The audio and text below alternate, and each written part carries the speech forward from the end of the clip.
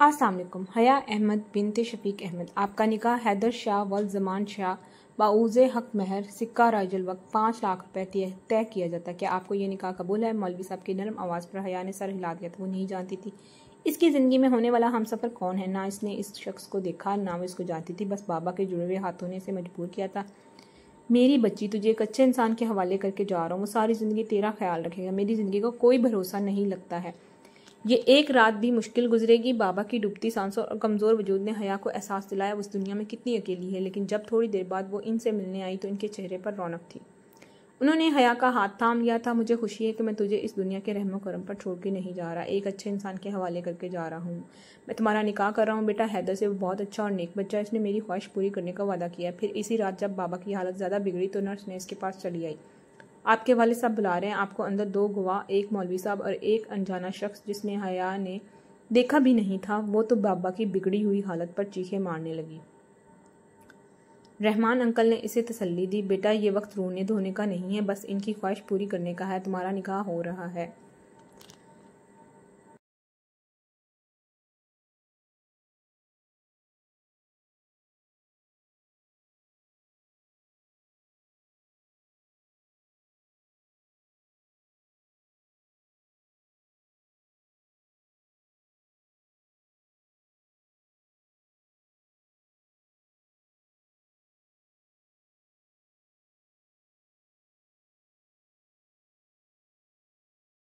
हैदर शाह के साथ तुम्हारे बाबा की ख्वाहिश पर और इसी वक्त खामोश हो गई। सर पर दुपट्टा लिए थोड़ी देर बाद मौलवी साहब ने निकाह पढ़ा दिया था। इसने भी खामोशी से निकाह नामे पर साइन कर दिए और फिर हिचकियां ले लेकर रोने लगी। किस कदर तंगी हो रही थी बाबा को सांस लेने में। या अल्लाह मेरे बाबा की मुश्किल आसान कर दे। ज़ेरे लब दरूद शरीफ कलमा पढ़ते वो बाबा के सरहाने पे बैठी रही। यूं के रात के पहर न जाने कब इनकी रूह जिस्म से परवास कर गई। वालिदैन होते ही इसी तरह से हैं। उनसे प्यार बहुत होता है, इंसान की जान निकल जाती है वालिदैन की वफात का सोच के भी। हया को पता ही ना चला, बस बाबा के चेहरे पर सुकून देखकर वो हैरान थी, जैसे वो किसी अजियत से आज़ाद हो गए हों। वो पागलों की तरह बाहर भागी थी, लेकिन डॉक्टर ने आकर तस्दीक कर दी। आई एम सॉरी, वो दुनिया छोड़कर चले गए। खुदा ने इनकी मुश्किल आसान कर दी। वो इनसे लिपट कर चीखें मार मार कर रो रही थी। तभी किसी मजबूत हाथों ने धीरे से इसके वजूद के इसके बाबा के वजूद से अलग किया था। मेरा ख्याल है कि इन्हें घर ले जाना बेहतर रहेगा।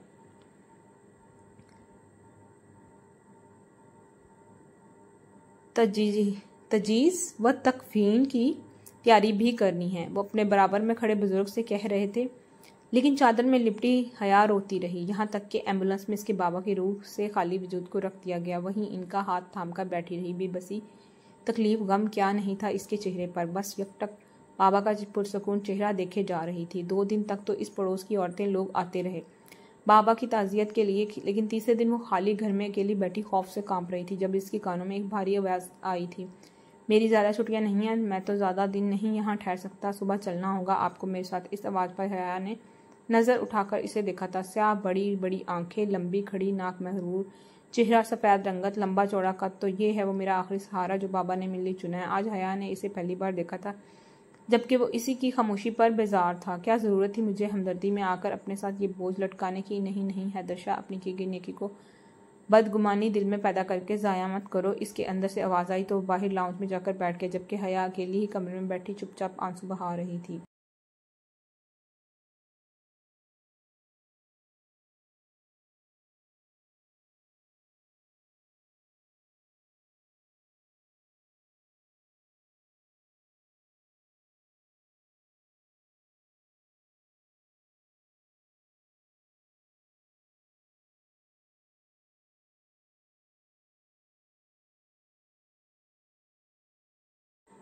ये प्रोफेसर शफीक अहमद का घर था और हया अहमद इनकी इकलौती बेटी थी। बहुत सालों पहले हैदर जब इस शहर की यूनिवर्सिटी में पढ़ता था तो प्रोफेसर शफीक अहमद का वो सबसे फेवरेट स्टूडेंट था। ये प्रोफेसर साहब की मुखलसी और इनकी मेहनत का नतीजा था। वो यूनिवर्सिटी में टॉप आया था। इस शहर में कई ख्वाब लेकर आया था, वो सारे ख्वाब पूरे हो गए थे सिर्फ और सिर्फ प्रोफेसर शफीक अहमद की बदौलत, जिसने इसे बहुत इनकरेज किया। वरना बहुत से लड़के थे जो सिर्फ टाइम पास करने के लिए यूनिवर्सिटी आते थे। यूनिवर्सिटी की तालीम मुकम्मल करते ही इसने पुलिस कमीशन का इम्तिहान पास किया और जल्दी कामयाब भी हो गया। सिर्फ 3 महीने बाद अपने ओहदे का इंचार्ज संभाल लिया। वो एक कामयाब तरीन इंसान बन गया। पूरे ख़ानदान में खुशी की लहर दौड़ गई थी। बज़ाहिर इनका मिडिल क्लास घराना था, लेकिन हैदर शाह ने अपनी मेहनत नेक नीति की बदौलत ना सिर्फ अपने बल्कि माँ बाप की ज़िंदगी भी बदल दी थी। वो एक छोटे से घर में एक बंगले में शिफ्ट हो गई थी। इसकी बहन भाई के नाज नखरे उठाते ना थकती तो माँ बाप भी सर पर आंखों पर बिठाते। माँ का कलेजा तो इसे देखकर ठंडा होता। अभी भी वो 10 दफ़ा फ़ोन कर चुकी थी। तो तुम तो 2 दिन पहले ही आने वाले थे, फिर क्यों रुके हुए हो? इस शहर में तफ्तीश में मुब्तला थी। तो वो मुस्कुरा दिया। बस आ रहा हूँ, एक ज़रूरी काम पड़ गया था। वो काम के सिलसिले में ही एक मुजरिम का बयान लेने इस हॉस्पिटल में आया था, लेकिन आईसीयू वार्ड में प्रोफेसर शफीक अहमद को देखकर इसे अपनी आंखों पर यकीन न आया। वो फ़ौरन इनके नज़दीक आया, जो कभी खुलती तो कभी बंद होती आंखों से छत को देख रहे थे। इनकी आंखों के किनारों पर पानी टिका था।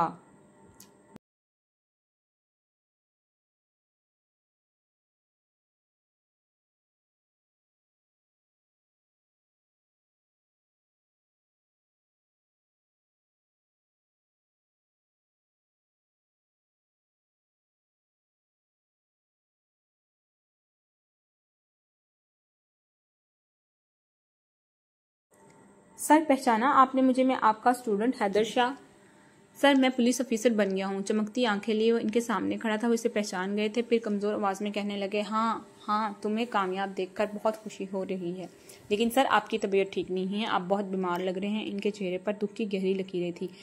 लगता है आखिरी वक्त आ गया है हैदर, लेकिन मैं परेशान हूँ। सर कोई भी परेशानी हो आप मुझसे शेयर कर सकते हैं। आपने भी एक वक्त पर मुझ पर बड़े बड़े एहसान किए थे। क्या परेशानी है आपको? खुदा आपको जल्द से इख्तियार करे। नहीं हैदर, मुझे नहीं लगता अब मैं ज़्यादा दिन जी सकूंगा। मेरी हालत बहुत ख़राब हो रही है, लेकिन मेरी बेटी वो अकेली रह जाएगी।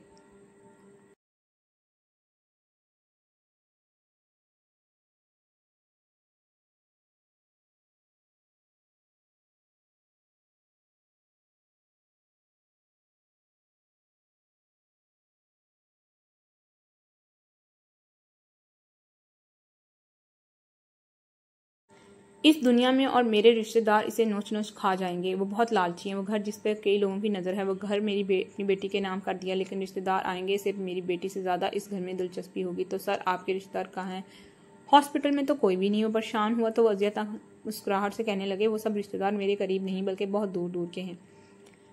इसमें कब शफीक अहमद की आंखें बंद हों और कब हम गिद्ध की तरह इस बेटी को नोचने पहुंच जाएं। ये सुनकर हैदर को बहुत अफसोस हुआ था। फिर वो इन्हें तसल्ली देते हुए कहने लगे, मेरे लायक कोई भी खिदमत हो तो आप मुझे बताएं, मैं आपकी किसी बात से इनकार नहीं करूंगा। सर प्लीज़ आप परेशान मत हो, आप बिल्कुल ठीक हो जाएंगे। वो इन्हें तसल्ली दे रहा था। अगर तुम अपनी आखिरी ख्वाहिश पूरी करना चाहते हो तो ये चाहते हो मैं सुकून से अपनी आंखें बंद कर लूँ, तो तुम मेरी बेटी से निकाह कर लो। हैदर मैं जानता हूँ तुम एक अच्छे और शरीफ इंसान हो, ऐसा इंसान जो मेरी बेटी को बहुत खुश रखेगा।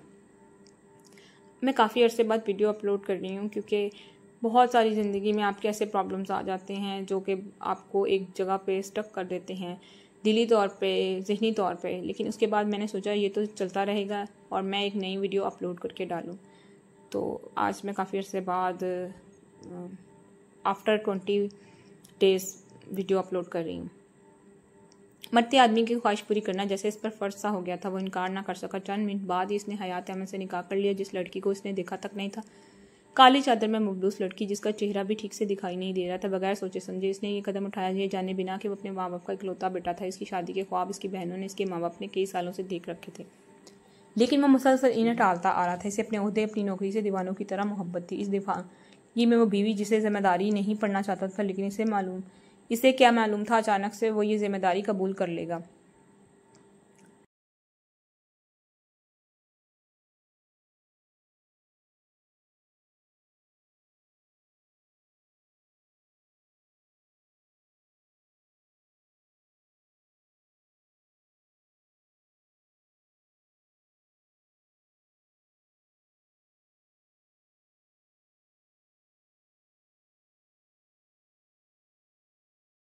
तीन दिन हो गए थे शफीक अहमद साहब की वफ़ात को। अब इसे सुबह घर जाना था, लेकिन इस लड़की को भी साथ लेकर अगर सबको जाकर कह दिया मैंने इस लड़की से निकाह कर लिया, तो शायद वहाँ हंगामा खड़ा हो जाए और अम्मी के दिल पर क्या गुजरेगी। यही सोच सोच कर वो परेशान हो रहा था। हमना और आलिया जो दिन रात इसकी शादी की बातें करते ना थकती थी कि भाई की शादी में ये करेंगे, भाई की शादी में वो करेंगे। अब इन्हें पता चलेगा मैं इन सबसे छुप कर शादी कर ली और इस अनजान लड़की को अपनी ज़िंदगी का हमसफ़र बना लिया है, तो इनके मासूम दिल टूट जाएंगे। बहुत गहरी सोच में डूबता हुआ एक फैसला कर चुका था। तैयारी कर ली है आपने? साथ चलने की स्पॉट और संजीदा लहजे में कहता वो इसके दिल को दहला गया। जी जी, बस ये बैग लिया है मैंने। और इसने काले रंग के बैग की तरफ इशारा किया। कहने को तो ये एक बैग ही था, लेकिन इस घर के कागजात, इसकी माँ की सारी ज्वेलरी, गोल्ड वगैरह और रूटीन के सारे कपड़े, ज़रूरत की चीज़ें भी मौजूद थी। हैदर ने इसका भारी बैग गाड़ी में रख दिया। हया की हथेलियों में पसीने थे। अगर चाहिए बिल्कुल एक नया रिश्ता था, नया एहसास। लेकिन वो सोच रही थी कि यकीनन बाबा ने इनके लिए बिल्कुल ठीक इंतखाब किया होगा। बार बार यही कह रहे थे।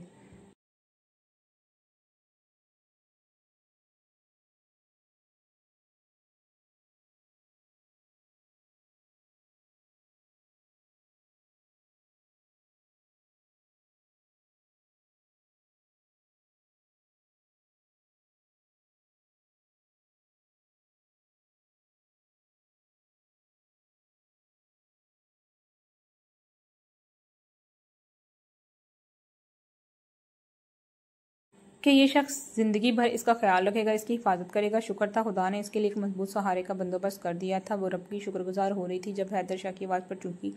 आपसे एक बात कहनी है मुझे, वो संजीदा लहजे में कह रहा था। जी क्या बात है? वो परेशान सी हुई थी। दरअसल मैंने आपसे जिन हालात में निकाह किया आप जानती हैं। मैं प्रोफेसर शफीक अहमद की आखिरी ख्वाहिश पूरी करने की, इसलिए आपसे निकाह करने पर मैं फौरी राज़ी हो गया, क्योंकि इनके कुछ एहसान थे मुझ पर। लेकिन मैं अभी थोड़ी मुश्किल सूरत हाल में गिरफ्तार हूँ, तो आपको मेरा साथ देना पड़ेगा। मैं आपसे वादा करता हूँ कभी ज़िंदगी में साथ नहीं छोड़ूंगा और ना ही आपको अपनी ज़िंदगी से अलहदा करूँगा। लेकिन अभी परेशानी ये है, घर वालों को इस बारे में कुछ मालूम नहीं, तो आपको किसी को ये बात नहीं बतानी। हमारे निकाह के बारे में किसी को पता न चले। फिलहाल मैं कुछ महीनों के लिए बहाना बनाऊंगा, इसके बाद आहिस्ता आहिस्ता इस घर में आपकी जगह बनती चली जाएगी।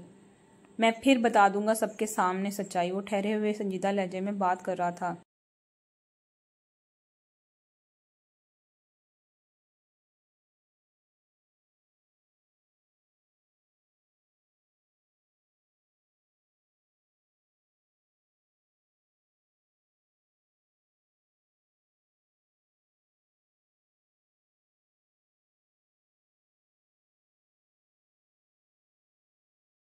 इसकी बातें सुनकर हया के पैरों तले से ज़मीन निकल गई थी। तो क्या वो नापसंदीदा लड़की के तौर पर हैदर शाह की ज़िंदगी में शामिल हुई है? ज़बरदस्ती और मजबूरी का बंधन बांधकर इसका चेहरा जिल्लत से सुर्ख हो रहा। ये सोचकर इस घर वाले शायद हया को कबूल नहीं करेंगे, तभी वो इस निकाह वाली बात छुपाने की कह रहा था। इसकी खामोशी पर हैदर ने हया का चेहरा देखा था। मेरी बात का गलत मतलब मत लीजिएगा। दरअसल देखें, सबकी ख्वाहिश पर होती है। मेरे घर वालों की ख्वाहिश थी धूमधाम से मेरी शादी करने की, बहनों को, माँ बाप की।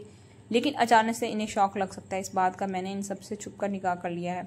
बजाय आपसे मोहब्बत करने के वो नफरत ना करने लग जाए। ये बात इसने पॉइंट की थी। अब हया का दिल थोड़ा संभला, यानी हैदर शाह ने इस रिश्ते को कबूल कर लिया पूरे दिल के साथ। बस वो चाहता था कि इसके घर वाले भी ये रिश्ता कबूल कर लें। ये सोचकर वो मन ही मन में हल्का सा मुस्कुराई। फिर संजीदा लहजे में कहने लगी, ठीक है, मैं आपकी बात समझ गई हूँ, मुझे कोई एतराज़ नहीं इसकी बात पर। ये सब सुनकर हैदर शाह भी खुश हो गया था। फिर वो कहने लगा, मैं आपको अपने एक दोस्त की बहन कहकर मुतारफ़ करवाऊंगा। आपको ज़्यादा परेशान होने की ज़रूरत नहीं है।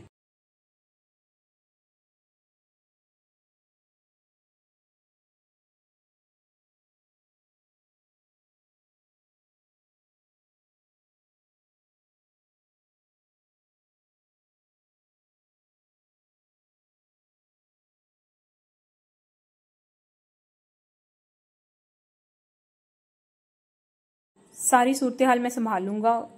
गौर से समझा रहा था तो हया ने इस बात में सर हिलाकर खिड़की से बाहर देखना शुरू कर दिया। वो नहीं जानती जिंदगी की आगे ज़िंदगी क्या रंग दिखाने वाली थी, लेकिन जो भी होता इसने सब तकदीर पर छोड़ दिया था। काफ़ी लंबे सफ़र के बाद वो शहर में पहुंचे जहाँ हैदर शाह की रहायश थी। हया थकन से चूर थी, लेकिन इसका घर आ चुका था। खूबसूरत आलीशान बंगला। चौकीदार ने हैदर शाह को देखते ही गेट खोल दिया था। वो झिकझिकती हुई उतरती, गुलाबी हथेली में पसीने आने लगे। चादर को अच्छी तरह अपने इर्द गिर्द लपेट लिया था। इसका बैग गाड़ी में मौजूद था, जिसे हैदर ने थाम लिया था। अम्मी भाई आ गए। आलिया की बुलंद आवाज़ पर अमीना बेगम ने अपने कमरे से निकली। लंबे चौड़े बुलंद कामत शानदार शख्सियत वाले अपने बेटे को देखकर जैसे इन्होंने अपनी आंखें ठंडी की थी, फौरन इससे गले लगा लिए। लेकिन जैसे इसके पीछे खड़ी लड़की पर नजर पड़ी, वो धक से रह गई, एकदम झटके से पीछे हुई। ये लड़की कौन है? इसके इनकी आवाज़ में इज़्तिराब था। अम्मी अंदर तो लेने दे, बताता हूँ। सबने बैग साइड पे रखा और खुद लाउंज में ढेर हो गया था, जबकि हया अभी तक खड़ी हुई थी। हमना और आलिया भी हैरत से इसी लड़की को देख रही थी। इनकी आंखों में चुभन थी।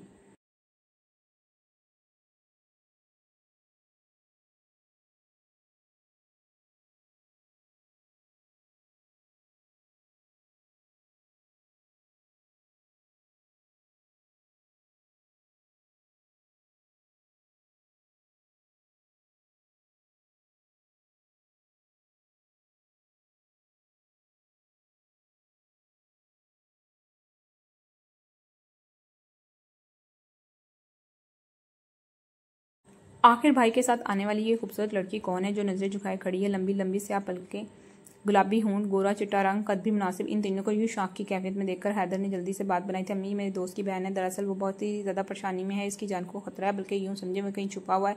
तो इसकी बहन घर में अकेली थी। इसने कुछ महीनों के लिए मुझसे वादा लिया है, मैं इसकी बहन का ख्याल रखूंगा, तो ये यहीं पर रहेगी। इसका नाम हया है।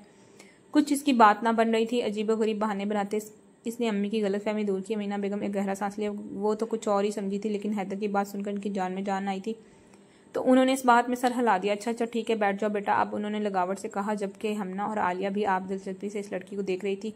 वो वहीं पर बैठ गए सोफे पर। हैदर ने खुद भी अभी तक इसे गौर से नहीं देखा था, लेकिन इसने अब गौर किया। वो शक्ल से बहुत परेशान और मतवश लग रही थी। इसे अफसोस हो, अगर वो थोड़ी हिम्मत करके सबके सामने कह देता ये मेरी बीवी है, तो शायद इसे थोड़ा हौसला हो जाता। लेकिन किसी अजमी के घर में आके अजमी लोगों के दरमियान यूँ रहना इसके लिए बहुत मुश्किल हो जाता, जबकि वो अपने और इसके दरमियान रिश्ते को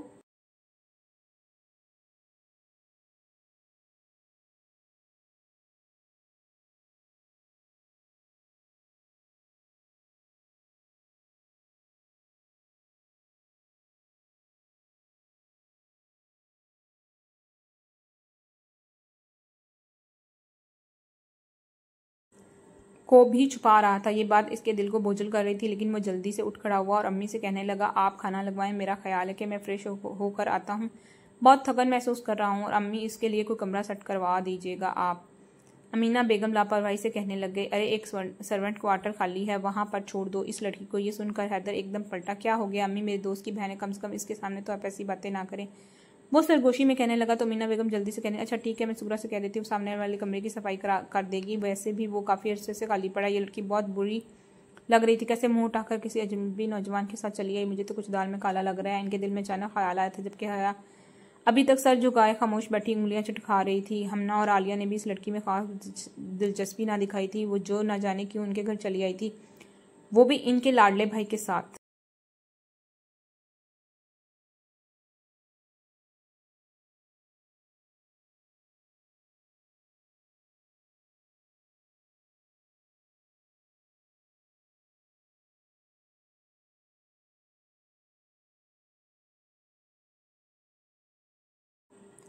लेकिन हया ने इनके रवैये से साफ अंदाजा लगा लिया, यहाँ रहना इतना आसान भी नहीं था। सामने वाले लोग इसे कोई अहमियत देने को तैयार नहीं थे। दूसरी तरफ जिस शख्स ने इससे निकाह किया था, वो खुद भी शायद कम हिम्मत था, या फिर अपनों के आगे मजबूर बेबस। हैदर को अपनी माँ बहनों के रवैये से शदीद शर्मिंदगी हो रही थी।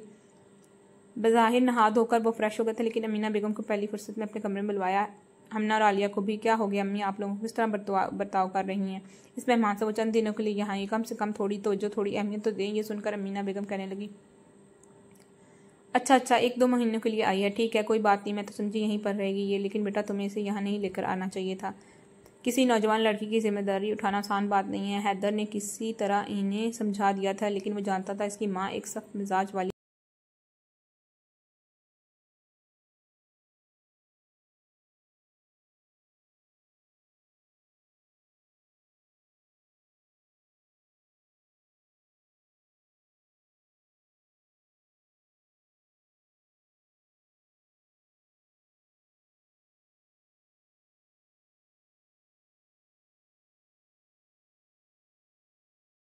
औरत है, और इसकी बहनें जो किसी को खातर में नहीं लाती थी। हया का इस घर में जगह बनाना बहुत मुश्किल बात थी। फिर हैदर के समझाने पर किसी न किसी तरह अमीना बेगम इससे मीठे लहजे में बात कर लेती थी। हमना और आलिया भी इससे एक दो बात कर लेती, लेकिन वो भी खुद खामोश रहने की आदी थी। ऊपर से चंद दिन पहले ही पहुंचने वाले सदमे से बहुत बड़ा था। इसने अपने प्यारा बाबा को खो दिया था। इसकी याद आती तो अकेले कमरे में लेटी बिस्तर पर आंसू बहाती रहती थी। खुद को बहुत अकेला तस्वर करती। एक से एक कपड़े थे इसके पास, बाबा ने इसे शहजादियों की तरह रखा था। घर के कागजात, ज्वेलरी जो उसके लिए बहुत कीमती थी, इसने वो हिफाजत से अपने पास रखी हुई थी। बैग पर ताला लगाकर। हैदर का रवैया समझ से बाहर था। सुबह अपनी ड्यूटी पर जाता, रात गए तक वापस आता। के दिन तक तो इसे नजर ही ना आता। वो समझ गई थी ये शख्स इसे पीछा छुड़ाना चाहता है। शायद इसकी ज़िंदगी में मेरी कोई अहमियत नहीं। इसे मायूस कुन सोचे इस पर सवार रहती। इस दिन सुगरा नहीं आई तो अमीना बेगम ने इसके पास चली आई। अरे बेटा, हया बेटा, तुम्हें खाना बनाना आता है? जी जी आंटी, मुझे आता है खाना बनाना। खैरियत है? वह हैरान थी तो वो कहने लगी, दरअसल आज सुगरा ने छुट्टी कर ली और मेरे घुटनों में दर्द है।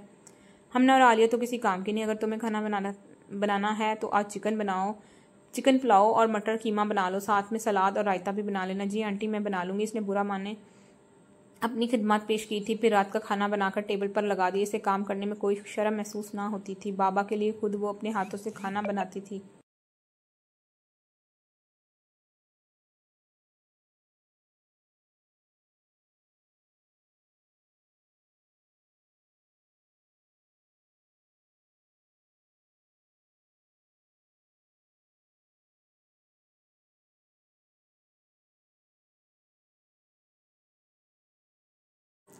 और वो इनके जायके के आदी भी थे। इत्तेफाक से हैदर भी यार ड्यूटी से जल्दी आ गया था। इसका मूड बड़ा खुशगवार था। किचन में जैसे ही पानी लेने आया पुलिस यूनिफॉर्म में, इसके लंबे चौड़े वजूद को देखकर हया का नाजुक दिल कांपने लगा। वो इसके बहुत नज़दीक खड़ा था जबकि वो सलाद बना रही थी। क्या हुआ, खैरियत तुम किचन में? इसने बड़ी जल्दी से आपसे तुम तक का सफ़र तय किया, धीमी आवाज़ में कहने लगी। जी, आज मेड ने छुट्टी कर ली तो आंटी ने कहा खाना बना दूं। हैदर मुस्कुरा दिया। ये तो अच्छी बात है, वैसे भी मुस्तकबिल में तुमने ही सब कुछ संभालना है। हैदर की बात पर मुस्कुरा भी ना सकी थी। वो इसे कहना चाहती थी मुझे तो ये सब नज़र नहीं आता। आपने 1-2 महीने का कहा था, लेकिन 2 महीने पूरे हो चुके हैं। अभी तक इसने अपने घर वालों को सच्चाई नहीं बताई थी, बल्कि इससे दूर दूर ही रहता। इसकी खामोशी पर हैदर ने लंबी स्याह झुकी पलकों को देखा और बेख्तियार इन्हें छूने की ख्वाहिश को इसने अपने दिल में दबाया था। बहुत खूबसूरत थी, पतली सी नाक, ऊपर से होठों का कटाव जिसमें इसका दिल अटक गया। उसे देखे जा रहा था जबकि उसकी नज़रों से घबरा रही थी। आप प्लीज़ बाहर जाएं, इतना ही कह सकी। ये सुनकर मुस्कुरा दिया। इसका चेहरा सुर्ख हो रहा था, शायद शर्म हया की वजह से। हैदर सरगोशी में कहने लगा, ये कहने का हक नहीं है तुम्हें, मत भूलो मैं कितना हक रखता हूँ तुम्हें देखने का। चाहूँ तो तुम्हें छू भी सकता हूँ। इसकी आवाज़ थी या कोई सहर। हया का दिल डूब कर उभरा था, इस नाजुक वजूद का कांप कर रह गया। तभी अमीना बेगम जो लाउंज में बज़ाहिर फ़ोन में मसरूफ़ थी, लेकिन उन्होंने ये नोट कर लिया इनका बेटा जो पानी पीने बगैर यूनिफॉर्म चेंज किए किचन में चला गया। 15 मिनट से वहीं पर खड़ा है इस लड़की के पास। तफ्तीश में मुब्तला फ़ौरन किचन में चली आई।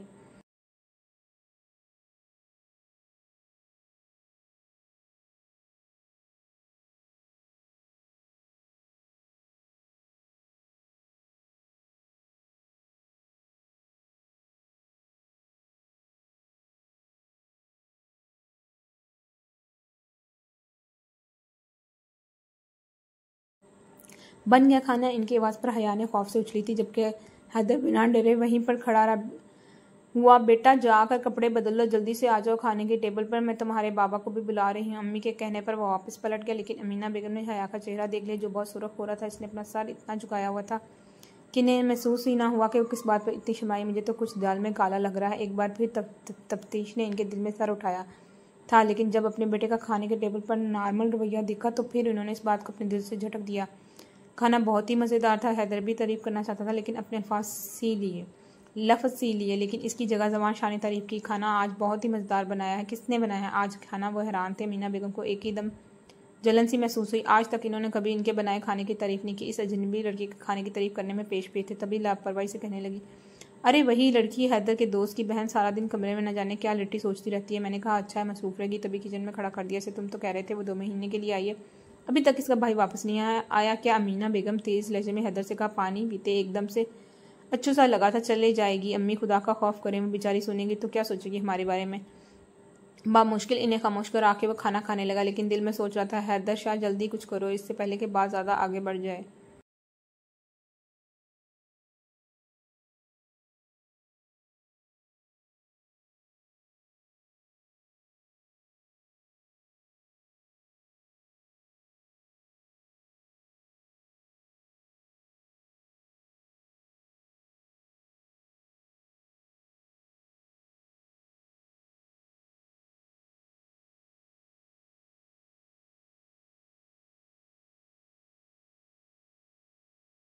इसे रहते हुए काफ़ी दिन हो गए थे, इसलिए हमना और आलिया की भी इससे बेतकल्फ़ी हो गई थी। इसी दिन छुट्टी का दिन था। सब लोग लाउंज में थे, हया अपने कमरे में, जबकि हैदर और बाबा टीवी पर न्यूज़ देख रहे थे। हमना, आलिया और अमीना बेगम न जाने किस किस बात पर बहस और तकरार कर रहे थे। तभी जमान साहब कहने लगे, अमीना चाय बनवा दो मेरे और हैदर के लिए। हैदर मुस्कुरा दिया, वाह वाह नेकी और पूछ। अमीना बेगम कहने लगी, यस, सुगरा मनहूस तो आए दिन छुट्टी कर लेती है, आज भी नहीं आई और इतना काम पड़ा। मैं हया से कहती हूँ वही बना देगी, बहुत अच्छी चाय बनाती है। वाह। हैदर इनकी बात पर मुस्कुरा दिया। शुक्र है अम्मी, कुछ तो इसकी खूबी नजर आई, आगे के रास्ते आसान होते दिखाई दे रहे हैं। तभी उन्होंने हया को पुकारा। फौरन अपने कमरे से बाहर आ गई। जी आंटी, आपने बुलाया मुझे? धीमे लहजे में कहते हुए हैदर के सामने ही तो खड़ी थी, फिरोजी कलर का खूबसूरत सूट पहने, खिलती चांदनी जैसा वजूद लिए। हैदर इसे देखने लगा। इसे अपने देखने पर जैसे कोई इख्तियार न रहा, जबकि वो उसकी नज़रों से बुरी तरह पजल हो रही थी। किसी तरह से यहाँ से गायब हो जाए। अमीना बेगम ने इसे चाय का कहा तो पलट कर किचन में चली गई। इसे रह कर हैदर शाह पर गुस्सा आ रहा था। तौबा है, किसी की मौजूदगी का एहसास नहीं करते, ऐसे देख रहे थे जैसे मुझ पर पूरा हक रखते हैं। इन्हें इतनी हिम्मत नहीं है कि अपने घर वालों को ये बता सके मेरा और इनका क्या रिश्ता है। लेकिन देखना ऐसे। अब वो बाहर जाने से हिचकिचा रही थी। जैसे चाय देकर पलटने लगी, आलिया ने इसे आवाज़ दी थी, आ जाए छाया, आप भी कमरे में अकेली क्या कर रही हैं? आलिया के कहने पर वो इनकार ना कर सकी। वो वहीं सोफे पर टिक गई। हैदर न जाने की अपने दिल में बहुत खुशी महसूस कर रहा था इनके यहाँ मौजूद होने पर। वो दोनों सुबह से राशिदा की भेजी हुई लड़कियों की तस्वीरें देख रही थी भाई के लिए। ये देखे जमान साहब, ये लड़की कैसी है? हैदर एकदम ही इनकी बात पर चूका। हया के सामने उन्होंने जिक्र छोड़ दिया था। इसका झुका हुआ सर मजीद झुक गया, जबकि आलिया कहने लगी, जी नहीं, मैंने ये लड़की पसंद की है। ये देखें, ये रुशान ने आप भी है, याद है ना आपको मरियम की शादी में जो दिखाई दी थी मैंने आपको भी। भाई के और इनकी जोड़ी बिल्कुल ठीक रहेगी।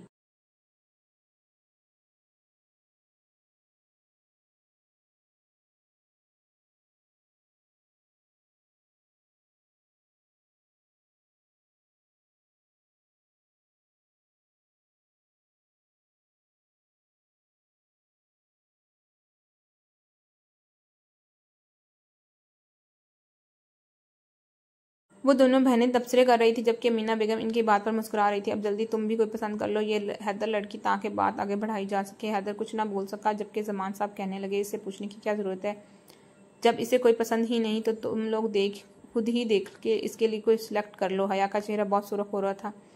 अंदरूनी तफ्तीश और परेशानी ने इसके चेहरे की रंगत बदल दी। अरे हया आपी, आपको क्या हुआ? आपका चेहरा इतना सुर्ख क्यों हो रहा? आंखें भी। इसके झुके सर को देखकर हम ना चूकी। वो कुछ नहीं, बस सर में दर्द हो रहा है, मैं चलती हूँ, थोड़ा आराम करूंगी। ये कहती हुई एकदम झटके से उठकर अपने कमरे में चली गई।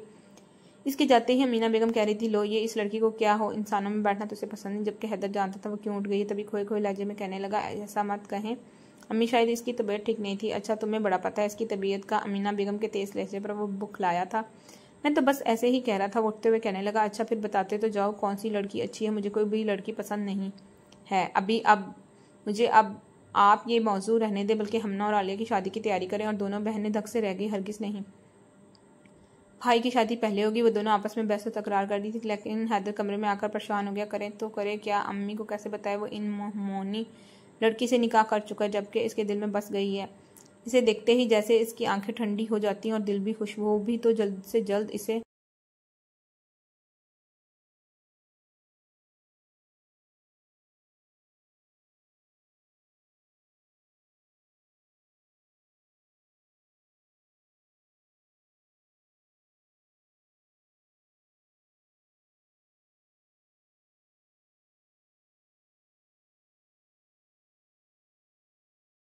अपने पास लाना चाहता था, यहाँ पर जहाँ इसे देखने में किसी को डर नहीं होगा। मुझे अम्मी को सब कुछ बता देना चाहिए, जो होगा देखा जाएगा। पुलिस ऑफिसर होने के बावजूद अपने घर वालों से इतना डरता है। खुद पर हैरान होते हुए अपनी परेशानी में सलने लगा। मर्द ऐसे ही करते हैं, चाहे दूसरों की पसंद से करें, चाहे अपनी पसंद से शादी करें। घर वालों से तो ऐसे ही डरते हैं। स्ट्रॉन्ग मर्द अच्छा लगता है, घर वालों से डरता हुआ नहीं। फिर इस दिन वो घर आया तो गैर मामूली खामोशी देखकर हैरान रह गया। सवाए चौकीदार के घर में कोई भी नहीं था। कहाँ है सब घर वाले? जी बेगम साहिबा और सब लोग तो दूसरे शहर गए हैं शादी में। बेगम साहिबा कह रही थी कल सुबह वापस आएंगे। वो शदीद बोरियत महसूस कर रहा था। कल भी इसका ऑफ था और आज वो जल्दी आ गया था। वापस लाउंज में आया तो हया के कमरे में आहटे महसूस करके हैरान रह गया। जैसे इसके कमरे में जाता गिरे बालों को तौलिए से खुश करती हुई एकदम खौफ से उछली। हैदर को इसे अपने सामने देखकर हैरत भी हुई और खुशी भी कि तुम शादी में नहीं गई, अम्मी के साथ अकेली घर में कैसे छोड़ के चली गई? अम्मी वह हैरान था। तब हया तेज लहजे में कहने लगी, जी आपकी अम्मी का ख्याल था अगर मुझे अपने साथ लेकर जाएंगी तो सब लोग सवाल करेंगे इनसे कि मैं कौन हूँ। इसके लहजे में तंज है। हैदर को देखते इसने जल्दी से दुपट्टा अपने वजूद के गिर्द लपेट लिया। चलो कोई बात नहीं, मैं तो घर में अकेले होने का खौफ नहीं होना चाहिए। मैं हूँ यहाँ पर। हया ने बेरुखी से रुख मोड़ लिया था। अच्छा है, अच्छा चाहे तो बना दो यार, कसम से बहुत सर में दर्द हो रहा है। उसके नज़दीक आया तो हया 2 कदम दूर होगी। मैं बना दूंगी, आप प्लीज़ जाएं यहाँ से। हैदर ने इसकी बात पर घूरा था। तुम तो ऐसे रिएक्ट कर रही हो जैसे मैं कोई गैर हूँ। मत भूलो कि मैं शौहर हूँ तुम्हारा। कौन? अच्छा कौन जानता है आप मेरे शौहर हैं? मैं और सिर्फ आप, ये दुनिया नहीं जानती। आप बहुत कम हिम्मत इंसान हैं। आप वो इससे गिला कर रही थी तो मुस्कुरा दिया। अम्मी वापस आ जाएंगी, मैंने सब कुछ सच सच बताने वाला हूँ, क्यों परेशान होती हूँ? हैदर ने इसके बड़े प्यार से ठोड़ी छुई। इसका लिमस हया के वजूद में करंट बनकर दौड़ा था। एकदम ही वो पीछे हुई थी। आप प्लीज़ बाहर जाए, मैं चाय बना लेती हूँ आपके लिए। इसकी शर्म हया पर वो मुस्कुरा दिया। अच्छा ठीक है, मैं शावर ले रहा हूँ तो कमरे में दे जाना चाय मुझे। हया ने सर हिला दिया। वो चला गया। इसने गहरी सांस ली। तौबा है, इस शख्स की नज़रें ही काफ़ी हैं मारने के लिए। इसका दिल अभी तक धक धक कर रहा था। अब चाय बना ली थी, लेकिन इसके कमरे में ले जाना इसे बहुत मुश्किल में डाल रहा था। धीरे से कमरे का दरवाज़ा नाक करके वो जैसे ही पलटने लगी, अचानक ही हैदर इसके सामने आ गया। कहाँ भागी जा रही है?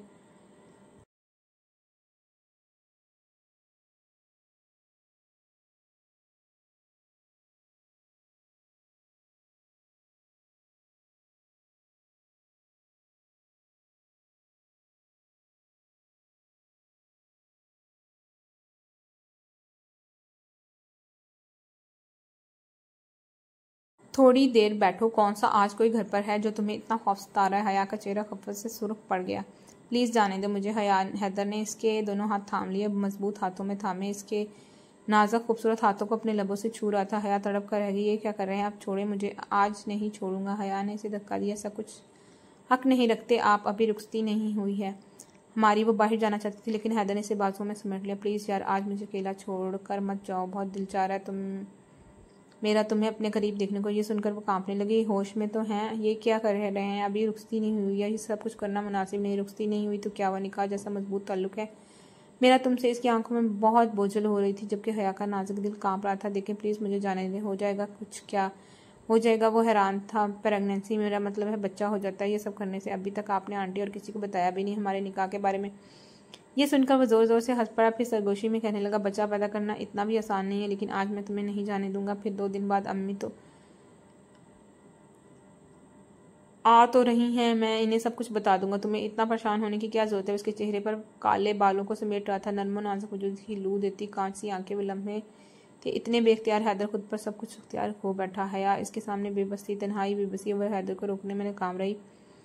जज्बात की रोह में बहकते जादुई लम्हों में दोनों खोते चले गए। कमजोर सी मज़ाहमत हया की इसे रोकने में कामयाब ना हुई थी। दोनों का दिल एक साथ धड़क रहा था। हैदर ने इसे यकीन दिला रहा था कि जैसे ही अम्मी वापस आएंगी मैं इनसे फौरी बात कर लूँगा। तुम्हें ज़्यादा परेशान होने की ज़रूरत नहीं। वो खुद भी जानती थी, बस ये शदीद मोहब्बत कर बैठी है। बाबा के बाद आखिरी हैदर शाह ही तो इसका सहारा था।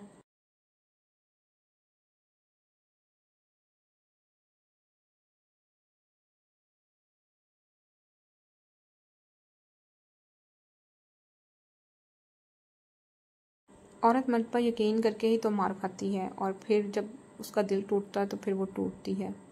लेकिन खैर, इसके चेहरे पर खौफ था। इस कमरे में आई ही क्यों? लेकिन हैदर ने इसे अपने सीने से लगा लिया था। हया नहीं जानती थी एक तूफान है जो इसका इंतजार कर रहा है। अगली सुबह बहुत ही खूबसूरत थी। हया ने इसे नाश्ता बना कर दिया तो वो इसकी पेशानी चूमकर जहाँ पर चला गया, लेकिन जब वापस आया तो हैरान रह गया। हमना और आलिया तो वापस आ गई थी शादी से, लेकिन अम्मी नहीं आई थी। हया के चेहरे पर तफ्तीश थी तो आलिया ने इसे बताने लगी, अम्मी को रोक लिया, खाला ने कह रही हैं कुछ दिन हमारे पास रुको, अम्मी 15 दिन तक आ जाएंगी वापस। ये सुनकर इत्मीनान हुआ था, लेकिन जब अमीना बेगम वापस आई तो उन्होंने आते एक धमाका किया। मैं हैदर का रिश्ता पक्का कर रही हूँ। रोशानैन से हया के चेहरे पर तूफान के साए थे, जबकि हैदर खुद तफ्तीश में मुब्तला हो गया। ये क्या किया आपने? बगैर मुझसे पूछे आप खामखा ही रिश्ता पक्का कर दिया। मैं कभी भी रोशानी से शादी नहीं करूँगा, इसने ऐलान किया। तो जमान साहब घूर कर कहने लगे, क्यों आप अपने बाप को झूठा करोगे? इन लोगों के सामने वो रिश्ता पक्का करके आई है, अब तुम्हारी मर्जी नहीं चलेगी। उन्होंने जैसे फैसला कर लिया था। हैदर लब बीच गया कर रह गया। हया जो खामोश लाउंज में खामोश बैठी थी सॉरी देर में उठकर अपने कमरे में चली गई। थोड़ी देर में, सॉरी लिखा हुआ थोड़ी देर में।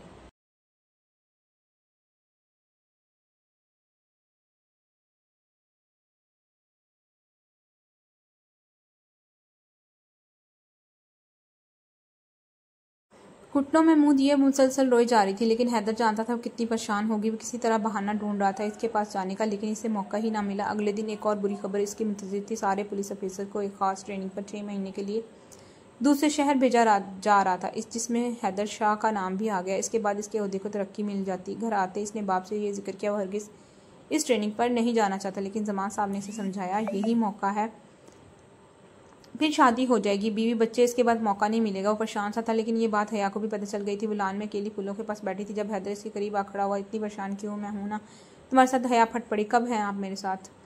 मेरे साथ कोई गेम खेल रहे हैं? शायद निकाह के नाम पर एक धोखा। आपने ये भी सोचा अगर इस रात के नतीजे में मेरे साथ कुछ हो गया तो मैं बदनाम हो जाऊंगी? आप अपने घर वालों को सच क्यों नहीं बताते, जबकि वो आपका रिश्ता पक्का करते फिर रहे हैं? इसका मतलब है कि आप दूसरी शादी भी कर लेंगे, लेकिन कभी ये निकाह वाली सच्चाई नहीं बताएंगे। इसकी आंखों में आंसू थे। हैदर तफ्तीश में मुब्तला हो गया।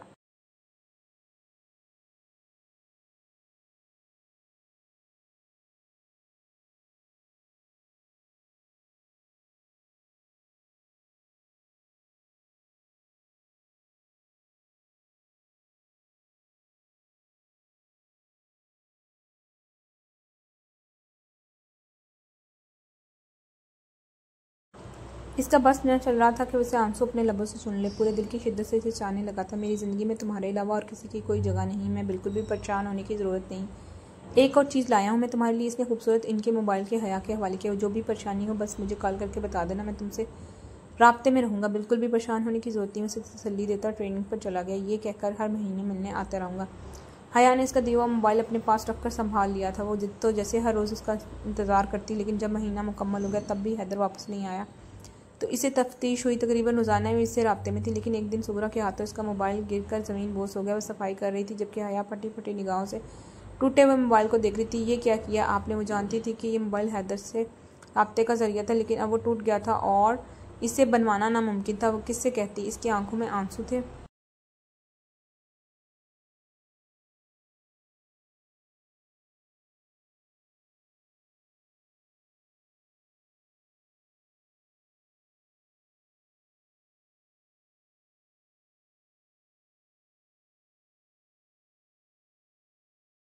सुगरा ने इसके सामने हाथ जोड़ दिए। माफ़ कर दीजिए बीबी, गलती हो गई। अब उसे क्या कहती? बस बेचैनी से हैदर के वापस आने का इंतजार करने लगी। लेकिन एक दिन इसे अमीना बेगम के मुंह से ये बात पता चली कि वो 6 महीने बाद वापस आएगा। ट्रेनिंग से वापस आने की किसी को इजाज़त नहीं। हाँ, घर वालों से रब्ता कर सकते हैं, लेकिन आएगा वो 6 महीने बाद। ये सुनकर इसे बहुत गुस्सा आया। दूसरी तरफ हैदर परेशान था कि इसका मोबाइल क्यों बन जा रहा है। वो घर में किसी को कह नहीं सकता था। लेकिन जब 3 महीने गुजरे, अचानक इसकी तबीयत ख़राब रहने लगी। कभी उल्टियाँ तो कभी बैठे बैठे दिल घबरा जाता है। इसे दिन अमीना बेगम कहने पर वो जमान साहब के लिए चिकन का सालन बना रही थी। जब इसे शदीद किस्म की उल्टियाँ लगने लगी, वह हैरत से देख रही थी। क्या हुआ, तुम्हारी तबीयत ठीक है? वो इसे शक भरी नज़रों से देख रही थी। जी बस पता नहीं, घबराहट सी हो रही है। इसका फूला हुआ सांस फूला हुआ था। तभी सफाई करते सुगरा बेगम कहने लगी, जी हया बाजी की हालत तो ऐसी ही हो रही है जैसे बच्चा जनने वाली जनानी की होती है। होश में तो हो तुम, ये कवारी है। अमीना बेगम ने इसे झिड़का तो वो खामोश होगी, लेकिन हया का चेहरा जर्द हो रहा था। अगले 15 दिन तक इसकी यही हालत रही तो इसे डॉक्टर के पास लेकर पहुंच गई। हालांकि वो इनकार कर रही थी, लेकिन डॉक्टर ने इसे साफ बता दिया था कि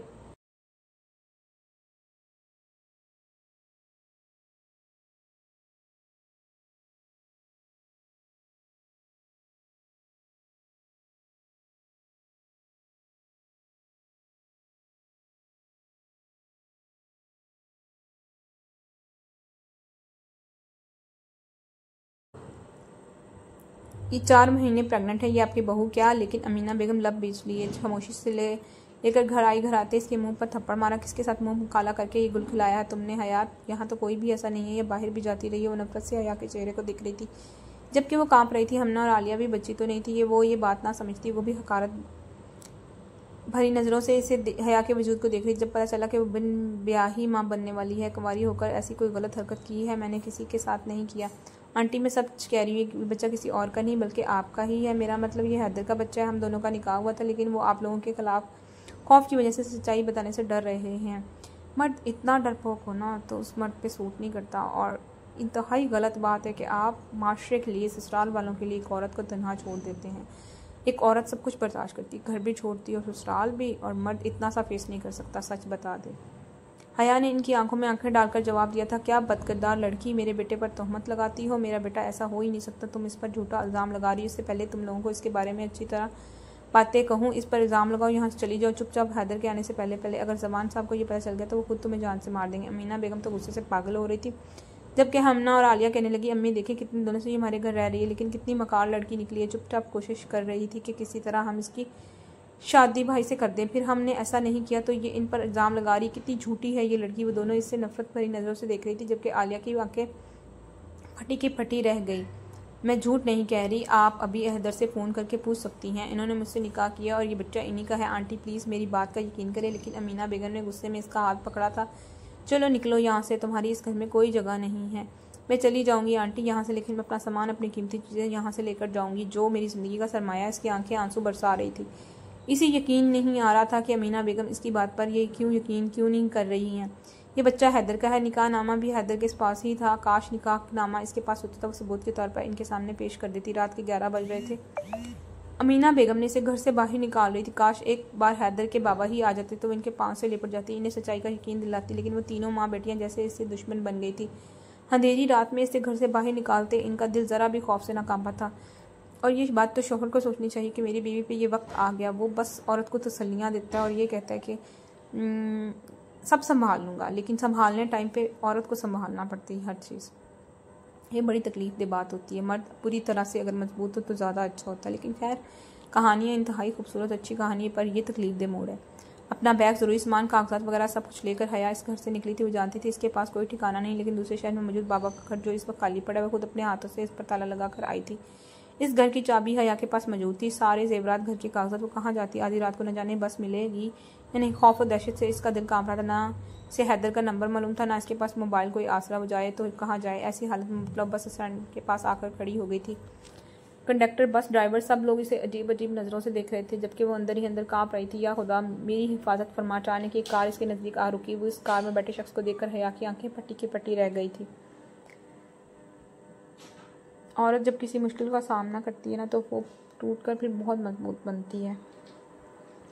2 दिन बाद ही हैदर की कॉल आई थी। अमीना बेगम ने अपने बेटियों को साफ मना कर दिया, भाई से या बाप से इस बात का तज़किरा करने की ज़रूरत नहीं। ज़मान साहब ने हया के बारे में इस्तफसार किया तो अमीना बेगम ने इन्हें बहाना बना दिया। अरे न जाने लड़की कहाँ चली गई, डॉक्टर के पास ही गई थी जब चेकअप कराने, फिर वापस ही नहीं। मुझे तो शुरू से किरदार की सही नहीं लग रही थी।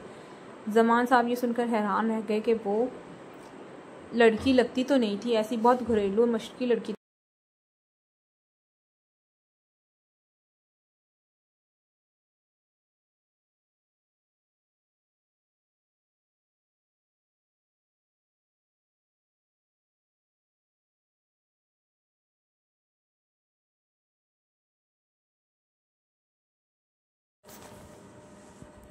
कितने दिन तक हमारे घर रहती रही है, तुम कुछ पता तो करो इसके बारे में। पराई बच्ची है, जिम्मेदारी हैदर। अरे हैदर की, अरे वो खुद ही देख लेगा, मैंने इसे बता दिया। 2 दिन बाद इन्होंने हैदर को बताया था वो लड़की तुम पर तोहमत लगा रही है। बेहया लड़की, न जाने किसका गुनाह अपने कोख में पाल कर बैठी थी। मैंने इसे घर से निकाल दिया। वो फ़ोन पर इनकी बातें सुनता हैदर बिल्कुल साकत रह गया। ये किया आपने अम्मी? आपका दिमाग तो ठीक है अम्मी? वो लड़की कहाँ गई? वो मेरी जिम्मेदारी थी अम्मी। आपने बिल्कुल भी ठीक नहीं किया। वो बिल्कुल सच कह रही थी, सच कह रही थी। क्या मतलब है तुम्हारा? अमीना बेगम ने फ़ोन पर चलाई थी। हाँ अम्मी, यही हकीकत है। सच में मैंने इससे निकाह किया था, वो बच्चा भी मेरा ही था, और आपने इसे घर से निकाल दिया रात के अंधेरे में। वो कहाँ गई होगी? ओ खुदाया, मैं इस वक्त वापस आ रहा हूँ। उसका सच इकरार था। ऑफिसर से कहकर घर में इमरजेंसी हो गई, वो छुट्टी लेकर इस वक्त वापस शहर आया। जब आप घर में वो दोनों हाथों सर तामे इनके सामने बैठा था। ये क्या किया अम्मी आपने? मुझे क्या पता समझी वो आवारा बद किरदार होगी, और तुमने ये क्या किया? इससे निकाह कर लिया हमारी मर्जी के बगैर। बस आपकी इन्हीं बातों के खौफ से मैं सच्चाई ना बता सका। लेकिन अब मैं इसे कहाँ ढूंढूं? बीवी है वो मेरी, मोहब्बत करता हूँ मैं इससे, और मेरे बच्चे की माँ बनने वाली वो अब बताने का क्या फ़ायदा? ये बात पहले इतनी सी कर लेते तो क्या हो जाता। ना पसंद करती, लेकिन जानती तो होती कि वो बीवी है। लेकिन बुज़दिल मर्द औरत की ज़िंदगी की बहुत सारी खराबियाँ होती हैं, लेकिन बहादुरी है कि वो अपनी बीवी को साथ रखेगा। ये एक अच्छा पॉइंट है इस हीरो का। वो लगता है कि मेरे दिमाग की रख फट जाएगी। इसका चेहरा बहुत सुरख हो रहा था। फिर इसी रात इसने शहर का चप्पा चप्पा छान मारा और दूसरे शहर भी जाके हया के बाबा के घर शफीक अहमद हाउस में फ़ोन करा के पूछ लिया पड़ोसियों ने, मोहल्लेदारों से, लेकिन इसका कुछ पता नहीं चल रहा था कि बाबा के घर पर ताला था। 15 दिन हो गए थे इसे सड़कों पर खवार होते हुए। ट्रेनिंग का कोई होश ना था। इसने ऑफिसर से कह दिया मुझे तरक्की नहीं चाहिए, मुझे वापस इसी ड्यूटी पर ज्वाइन होना है। इसकी हालत बिल्कुल पागलों जैसी हो रही थी। कहीं हया ने खुदकुशी न कर ली। कितनी परेशान हो गई। उसका दिल बैठा जा रहा था। तभी इसका दोस्त दवा चला आया। बहुत परेशान लगे। कोई परेशानी है कि? वो भी पुलिस ऑफिसर था। नहीं यार कोई परेशानी नहीं। इसका चेहरा सुर्ख हो रहा था। फिर भी मुझे अपने दोस्त समझो तो बताओ कि सही आखिर हुआ क्या है। वो लब कुचल रहा था। फिर भी धीरे धीरे इसने सब कुछ बता दिया। तुम ऐसा नहीं करना चाहिए, तुम एक बुज़दिल इंसान हो। पहले ही एक लड़की को सहारा दिया, इससे निकाह के झूठ के सहारे से ताल्लुक भी बना लिया। अपने घर वालों से इतना डरते हो, इन्हें सच्चाई नहीं बताई। बहुत गलत बात है ये। दवार इसे लानत में लामत कर रहा था। वो आंसुओं से रो रहा था, लंबा चौड़ा मर्द होकर। तभी आंसू साफ करते हुए कहने लगा, मैं जानता हूँ मुझसे बहुत बड़ी गलती हुई है, मैं गुनाह कर बैठा हूँ, लेकिन वो मासूम न जाने दुनिया में कहाँ कहाँ भटकती फिर रही होगी, कहीं किसी गलत शख्स के हाथों न चढ़ गई हो। दावार इसे देखता रहा। अच्छा चलो मेरे घर में तुम्हें अच्छी सी चाय पिलाता हूँ। कैसी बातें कर रहे हो यार, यहाँ मुझे कुछ भी खाने पीने का होश नहीं। बस वो मेरे सामने आ जाए, मैं इससे माफ़ी मांग लूँगा, क्या वो मुझे माफ़ कर देगी? बस एक बार वो मुझे मिल जाए। मेरे दिल में 1 मिनट सुकून नहीं मिल रहा। दावार और इसरार करने लगा था। तुम चलो तो सही, कोई ना कोई इस मसले का हल निकालेंगे। वो इसे अपने साथ लेके घर आया। थोड़ी ही देर गुजरी जब किसी ने इसके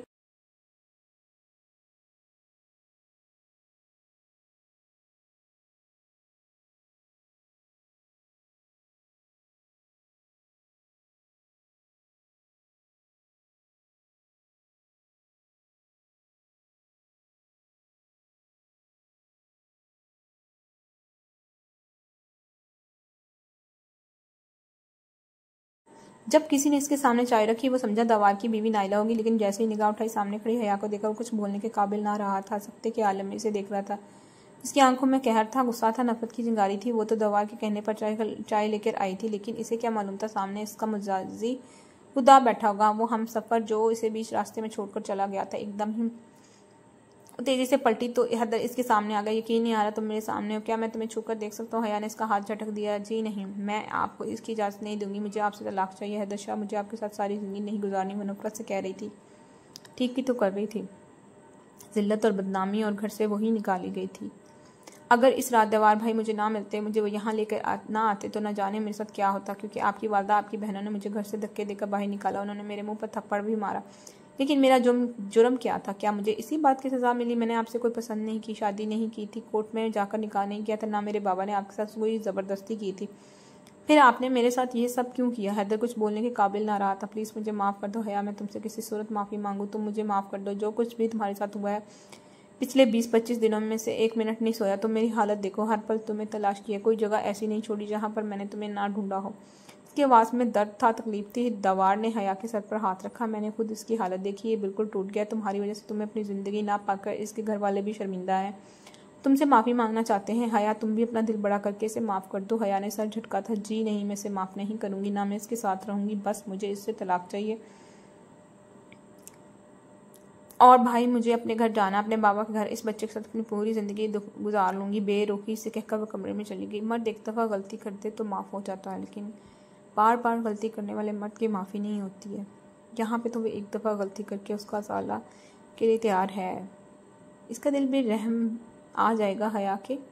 लेकिन जो मर्द बार बार गलती करे और आपको धोखा दे, वो सबसे ज़्यादा तकलीफ दे होता है। और फिर आपकी एक दिन आंखें खुलें तो फिर सब ख़त्म हो जाता है। दवार ने इसके कंधे पर हाथ रखा। फिक्र मत करो, गुस्सा है, नाराज़ है, लेकिन थोड़े दिनों में इसका गुस्सा ठंडा हो जाएगा। हैदर जैसे बिल्कुल टूट गया था। प्लीज़ हया, मेरे साथ घर चलो। अम्मी अब्बू को शर्मिंदा है, वो भी तुमसे माफ़ी मांगना चाहते हैं, लेकिन हया ने जाने से साफ इनकार कर दिया। टूटा बिखरा घर आया था। इसकी हालत देखकर अमीना बेगम दहल के रह गए। वो मिल गई है अम्मी, लेकिन इसने आने से इनकार कर दिया, मुझसे तलाक मांग रही है। सुनकर इनका दिल दहल गया। हरगिज़ नहीं, मैं खुद जाऊंगी अपनी बहू को लेने। हैदर ये सुनकर हैरान रह गया। तो अम्मी अब बाबा ने मुस्कुराते हुए कहने लगा, हाँ सब इसे लेने जाएंगे। शुक्र है कि उसके घर वाले पॉजिटिव हैं। इतनी सी बात थी, पहले ही बता देनी थी। देखना, वो ज़रूर वापस आएगी। इस घर में की खुशियों की खातिर इसे आना ही होगा। अगले दिन हया कमरे में लेटी किताब पढ़ रही थी, जबकि नायला भाभी इसके पास आई। बाहर आओ, तुम्हारे लिए सरप्राइज़ है। मुझे नहीं चाहिए कोई सरप्राइज़ नायला भाभी, प्लीज़। वो बाहर ना आने के लिए, लेकिन अचानक ये हजूम इसके कमरे में चला आया। हमना, आलिया, मीना बेगम, जमान अंकल और इनके पीछे खड़ा हैदर, वो सब इसे घेर कर खड़े थे। कभी मीना बेगम इसके सामने बैठी, मुझे माफ़ कर दो मेरी बच्ची, मुझसे गलती होगी, मैं नहीं जानती ये सच्चाई है। काश हैदर हमें ये सब पहले ही बता देता, लेकिन मैं तुम्हारे आगे हाथ जोड़ती हूँ। जो भी था, यकीन तो करना चाहिए था। इतने महीने घर में रहते हुए उसको बात का यकीन तो करती है, लेकिन माएँ जो होती हैं अपने बच्चों की तरबियत इतना मान होता है। मेरा बेटा ये नहीं कर सकता, बेटे सब कर सकते हैं। कहोगी तो तुम्हारे पाँव पकड़ लूँगी, बस मुझे माफ़ कर दो, लेकिन मेरे बेटे की ज़िंदगी में वापस आ जाओ। अमीना बेगम ने इसके हाथ जोड़े तो वो खुद शर्मिंदा सी हो गई। जमान अंकल इसके सर पर हाथ रख दिया। काश माँ बाप अपने बच्चों पर इतनी सख्ती ना करे, तो बच्चे अपनी ज़िंदगी के फैसले करने में माँ बाप से यूँ न डरें। ये बात सच है। हम मानते हैं गलती हमारी, हमारे बेटे की नहीं। हया को बहुत गुस्सा है, इतने भी शरीफ नहीं है अंकल। इन्होंने मुझसे बहुत दावे किए थे, मेरा सहारा बनने का वादा किया था, मेरा ख्याल रखने का, लेकिन मैं नहीं जानती थी इतने बुज़दिल निकलेंगे। लेकिन इसके लहजे में नमी थी। हैदर का बस ना चल रहा था इसे अपने सीने में छुपा ले, बस एक बार वो इसे माफ़ कर दे। बड़ी मुश्किल से हया ने इन्हें सबको माफ़ किया, फिर उसे मनाकर घर लिया। हमना और आलिया ने खूब गुल्ला किया था। इसका इस्तकबाल भी फूलों से हुआ था। फिर हैदर ने इसे सबके सामने इसे बाहों में उठाया और वो शर्म से लाल हो गई। ये क्या कर रहे हैं आप? छोड़े मुझे, बार बार बुज़दिल होने का ताना दे रही थी ना। अब मैं बताता हूँ बुज़दिल हूँ या बहादुर। वो सबके सामने इसे उठाए अपने कमरे में ले आया। आपको तो बिल्कुल शर्म हया ही नहीं है। अम्मी बाबा के सामने आपने ये सब किया, इसे बहुत अजीब लग रहा था, लेकिन हैदर इसके सामने बैठ गया। शुक्र है खुदा का, तुमने मुझे माफ़ कर दिया। मैं वादा करता हूँ अब तुम्हारी आंखों में कभी भी आंसू नहीं आने दूंगा। मर्द अगर एक दफ़ा गलती करे तो इग्नोर हो जाता है, इसलिए दोनों की ज़िंदगी तो सेट हो गई। इसने हैदर की तरफ देखा और आंखों में सच्चाई और एक बार फिर ज़िंदगी इस्तेमाल करने के लिए इसके साथ जैसे तैयार थी।